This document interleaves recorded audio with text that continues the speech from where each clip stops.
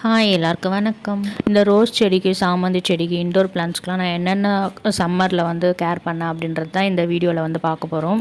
வெயில் காலம் ஆரம்பிச்சிலேருந்து இந்த ரோஸ் செடியிலேருந்து பூக்கள் வந்து சரியாகவே பூக்கவே இல்லை. பூக்கள் வந்து பூக்கலைன்னா கூட பரவாயில்ல, ஆனால் இலைகள்லாம் வந்து கொட்டி போகுது. செடி வந்து காயிற நிலைமைக்கு போயிடுச்சு. இந்த ரோஸ் செடிங்கள்லாம் வந்து ஹைப்ரிட் ரோஸஸ், அதனால் வெயில் வந்து தாங்கி வளரவே முடியல. ஆனால் இந்த நாட்டு ரோஸும் பன்னீர் ரோஸும் பாருங்களேன், எவ்வளோ பூக்கள் வந்து பூக்குது. இந்த வெயில் காலத்துலேயும் வந்து பூக்கள் வந்து டெய்லியுமே எனக்கு கொடுத்துட்டே இருக்குது. இந்த நாட்டு ரோஜாவையும் பன்னீர் ரோஜாவையும் நான் வந்து டைரக்ட் சன்லைட்டில் தான் வச்சுருக்கேன். ஷேட் நெட்டும் எதுவும் போடல. பூக்களும் வந்து டெய்லியும் கொடுக்குது. செடியும் நல்லாவே இருக்குது பார்க்குறதுக்கு. அந்த ஹைப்ரிட் ரோஸ் செடி மாதிரி இதில் இலைங்களும் வந்து கொட்டி போல் இலைங்களும் நல்லா பசுமையாகவே வளருது. அதனால் ரோஸ் செடி வீட்டில் வளர்க்கணுன்னு ஆசைப்பட்டீங்கன்னா நீங்கள் வந்து முதல்ல இந்த நாட்டு ரோஜாவும் பன்னீர் ரோஜாவும் முதல்ல வளர்த்து பாருங்கள். அதுக்கப்புறமா ஹைப்ரிட் ரோஸஸ்க்கு போகலாம்.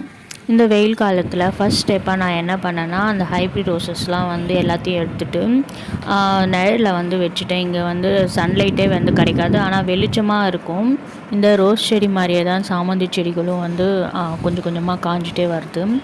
அதனால் அந்த சாமந்தி செடிங்களையும் எடுத்துகிட்டு வந்து நிழலில் வச்சுட்டேன். இப்போ வந்து அந்த சாமந்தி செடிங்களும் நல்லா பசுமையாக வளருது. செடியும் வந்து காயலை. அதுக்கப்புறமா என்னென்ன செடிங்கள்லாம் வந்து நிழலில் வச்சுருக்கேன்னு பார்த்தீங்கன்னா, மணி பிளான்ட்டு, அப்புறம் ஸ்பைடர் பிளான்ட், அப்புறம் வெத்தலை செடி, இதெல்லாம் கூட நான் வந்து நிழலில் எடுத்து வச்சுட்டேன். நிழலில் வச்சதுக்கப்புறமா அந்த இலைங்களில் வந்து நுனிக்கருகள் வந்து வருது பார்த்திங்களா, அது வந்து கம்ப்ளீட்டாகவே ஸ்டாப் ஆகிடுச்சு. இலைங்களும் வந்து நல்லா பசுமையாக வளர தொடங்குது. நீங்கள் இந்த மணி பிளான்ட்டும் வெத்தலை செடியும் வெயிலில் வச்சுருந்தீங்கன்னா இப்போவே வந்து நிழலில் எடுத்து வச்சுடுங்க. அப்போ தான் செடி வந்து காயாமல் இருக்கும். அதுக்கப்புறமா நான் ரெகுலராக பண்ணுற ஸ்டெப் என்னென்னா, டெய்லியும் வந்து ஒரு 3 வேளைக்காவது தண்ணி வந்து நான் ஸ்ப்ரே பண்ணி விட்டுடுறேன். ஸ்ப்ரே பண்ணுறதால வந்து அந்த செடிங்களுக்கு வந்து ஒரு குளிர்ச்சியான சூழல் உருவாகிறதுனால அந்த செடிங்கள்லாம் வந்து காஞ்சி போகாமல் இருக்குது. உங்களால் முடியலன்னா குறைஞ்சது 2 வேளையாவது இந்த மாதிரி தண்ணியை வந்து ஸ்ப்ரே பண்ணி விடுங்க. காலையில் இல்லை ஈவினிங் டைமில் கூட நீங்கள் ஸ்ப்ரே பண்ணி விடுங்க. எல்லா செடிக்குமே வந்து ஸ்ப்ரே பண்ணி விடுங்க. இந்த மாதிரி நான் டெய்லியும் ஸ்ப்ரே பண்ணிவிட்டு வரதுனால இலைங்கள்லாம் கொட்டி போச்சு பார்த்திங்களா, அந்த இடத்துலேருந்து புது தளிரும் வந்து வர ஆரம்பிச்சிச்சு. நான் வந்து செடிங்களுக்கு வெறும் தண்ணியை மட்டும் ஸ்ப்ரே பண்ணுறதில்ல, அடிக்கடி வந்து இந்த ஃபர்டிலைசரும் வந்து ஸ்ப்ரே பண்ணிவிட்டு வரேன். என்னென்ன உரம்லாம் வந்து நான் ஸ்ப்ரே பண்ணுறேன் அப்படின்றது தனியாக உங்களுக்கு ஒரு வீடியோ போடுறேன்.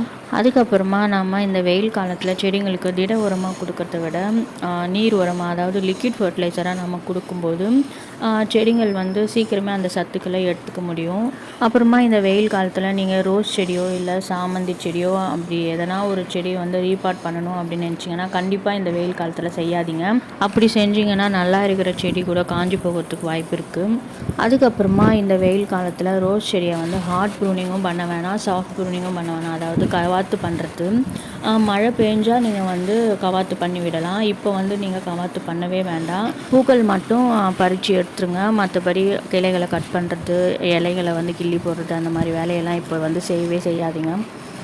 இந்த டிப்ஸ்லாம் வந்து நான் சம்மரில் ரெகுலராக ஃபாலோ பண்ணிட்டு வரேன். என் ரோஸ் செடிங்க வந்து காயலை, ஆனால் வந்து பூக்கள் வந்து டெய்லி 1-2 கொடுத்துட்டே தான் இருக்குது. நீங்களும் ட்ரை பண்ணி பாருங்கள். தேங்க்யூ.